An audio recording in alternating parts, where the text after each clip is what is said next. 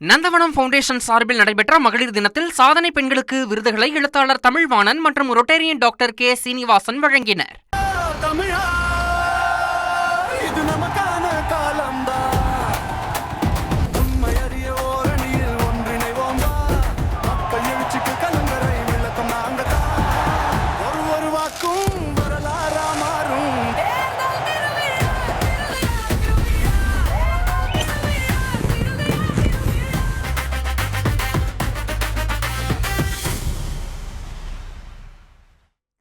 தமிழக சட்டப்பேரவை துணை சபாநாயகர் கு பிச்சாண்டியுடைய கீழ்பெண்ணாத்தூர் தொகுதியுடைய நிலவரம் என்ன, அங்க இருக்கக்கூடிய மக்களுடைய எதிர்பார்ப்புகள் என்னன்னு விரிவா பார்க்கலாம். மக்களே, உங்க தொகுதி பத்தி கொஞ்சம் தெரிஞ்சுக்கோங்க. கீழ்பெண்ணாத்தூர் சட்டப்பேரவை தொகுதி திருவண்ணாமலை மாவட்டத்தில் கீழ்பெண்ணாத்தூர், வேட்டவலம், மங்கலம், ஆவூர், சோமாசிப்பாடி உள்ளிட்ட பகுதிகளை உள்ளடக்கின தொகுதி. விவசாயம், கால்நடை வளர்ப்பு, பாய் உற்பத்தி தொகுதி மக்களோட முக்கிய வாழ்வாதாரமா இருக்கு. பிப்ரவரி 23 தேர்தல் ஆணையம் வெளியிட்ட இறுதி வாக்காளர் பட்டியல் படி 1,17,840 ஆண் வாக்காளர்களும் 1,21,058 பெண் வாக்காளர்களும் 15 மூன்றாம் பாலின வாக்காளர்கள்னு மொத்தமா 2,38,913 வாக்காளர்கள் இருக்காங்க. 2008 தொகுதி மறுசீரமைப்புல கலசப்பாக்கம், திருவண்ணாமலை சட்டப்பேரவை தொகுதிகள்ல சில பகுதிகளை இணைச்சு கீழ்பெண்ணாத்தூர் தொகுதி உருவாக்கப்பட்டுச்சு. தொகுதியில 2011 தேர்தல்ல அதிமுக வெற்றியை வசமாக்கினாங்க. அந்த தேர்தல்ல தோல்வியை தழுவின திமுக முன்னாள் அமைச்சர் கு பிச்சாண்டி 2016 வெற்றியை வசமாக்கினார். 2021 வெற்றியை தக்க வச்சாரு. 2021 சட்டப்பேரவை தேர்தலில் 1,04,675 வாக்குகளை வாங்கி 26,787 வாக்குகள் வித்தியாசத்தில் வெற்றியை வசமாக்கியிருந்தார். அவருக்கு எதிராக அதிமுக கூட்டணியில் போட்டியிட்ட பாமக வேட்பாளர் செல்வகுமார் 77,888 வாக்குகளை வாங்கி தோற்றாங்க. கீழ்பெண்ணாத்தூர் தொகுதியில் 2016, 2021 2 தேர்தல்களில் தொடர்ச்சியா திமுக தன்னோட பலத்தை காட்டிட்டு வருது.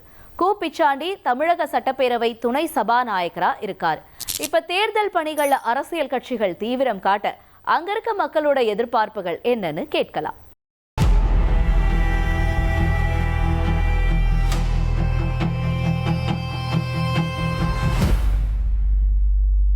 மங்கலம் இப்போ ஊராட்சியா இருக்குது. இதுல பாத்தீங்கன்னா ஒரு 9,000க்கும் மேற்பட்ட வாக்காளர்கள் இருக்கிறாங்க. அதே போல மங்கலத்துல கடைகள் நிறைய இருக்குது. வருவாய் ஈட்டக்கூடிய ஒரு பகுதி இது. பேரூராட்சியா அறிவிச்சா மக்களுக்கு ரொம்ப பயனுள்ளதா இருக்கும். நாங்க இப்படி செயற்பட்டு வந்தவாசி அது இந்த பக்கம் போனோம் அப்படின்னா நாங்கள் கீழ்பெண்ணாத்தூர்லேருந்து திருவண்ணாமலை போயிட்டு சுற்றிக்கிட்டு போக 2 பஸ் 3 பஸ் மாறி போக வேண்டிய சூழ்நிலை ஏற்படுது எங்களுக்கு.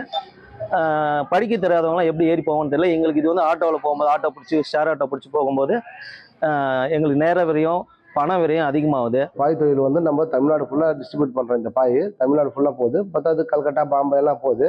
அதே மாதிரி நம்மளுக்கு ஃப்ரீ கரண்ட்டாக நம்மளுக்கு கடந்த இப்போ வர எலெக்ஷனில் யார் கேண்டிடேட்டாக நின்று எந்த ஆட்சி வந்தாலும் சரி நம்மளுக்கு ஃப்ரீ கரண்ட்டாக பண்ணி கொடுத்தா நம்மளுக்கு எல்லாருக்கும் 2,000 குடும்பம் கொஞ்சம் நல்லா இருக்கும். ஆரம்ப சுகாதார நிலையத்தில் விரைவாக வைத்தியம் பண்ண முடியல.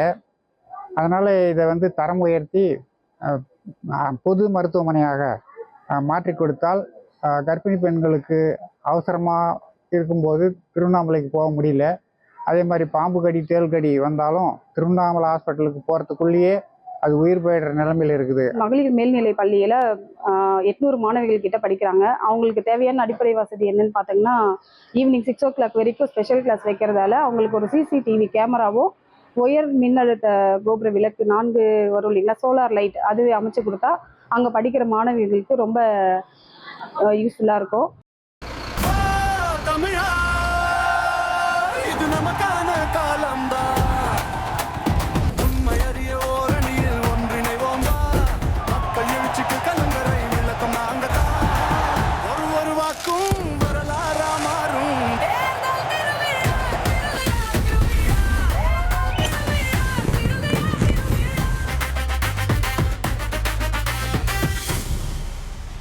நந்தவனம் ஃபவுண்டேஷன் சார்பில் நடைபெற்ற மகளிர் தினத்தில் சாதனை பெண்களுக்கு விருதுகளை எழுத்தாளர் தமிழ்வாணன் மற்றும் ரொட்டேரியன் டாக்டர் கே சீனிவாசன் வழங்கினர்.